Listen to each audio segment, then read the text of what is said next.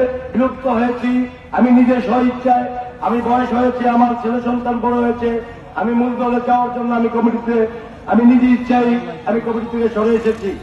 আমি আসার পর আমি যা দেখতে পেলাম, উত্তর জনগণী নেওয়ার একটা বৃহৎ অংশ আমার সাথে জড়িত থাকে, আমাকে ভালোবেসে।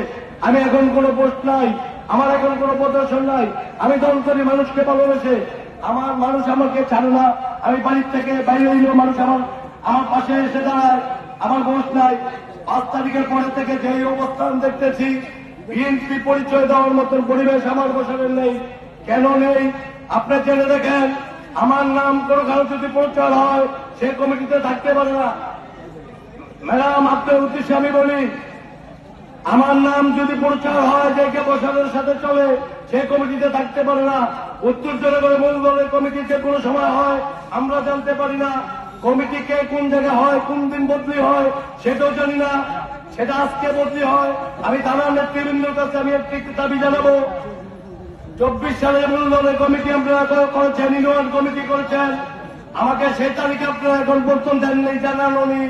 উনি আজকে অমুক স্যার, অমুক মাস্টার, অমুক নেতা, অমুক ভাই, যাদের নাম নিশানায় 17 বছর, এই 15.5 বছর আন্দোলন সংগ্রামে দেখিনি, তারা আজকে রাজনীতি করে।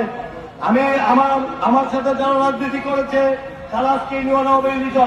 কারণ কি কারণে? দলে দোষ করলে আমার হয়। আমি যদি নেতার সাথে দোষ করে থাকি, আমাকে দল থেকে ছিটকে বলে দেন। সাধারণ কর্মীরা তো অন্যায় করেনি, তাদেরকে দল থেকে ছিটকে বলেন কেন? আজকে আমি এখানে বক্তব্য দিতে চাই, আমার এই নেতা কর্মী আপনার হাতে উঠে দিতে চাই। আমার এই নেতা কর্মী আপনার হাবিজ ইব্রাহিমের আপনি ম্যাডাম যে কদিন ফোন দিয়ে বলেছেন, আমি আমিন সাহেব পোস্টাল ছিলেছি, অনেক বিএনপি এখানে আছে, একদিন আপনি পোস্টাল দিয়েছেন। আমি বিস্তারিত কথা বলি, সংক্ষিপ্ত কথা। আমি ম্যাডামের সাথে ব্যক্তিগতভাবে কথা বলবো। আমার অনেক এখানে শুভাকাঙ্ক্ষীরা আছেন, আমার দলের ভাইরা আছেন, সবাই এখন হতাশ। আমি ধন্যবাদ এই বলে আমার বক্তব্য শেষ করছি। আসসালামু আলাইকুম।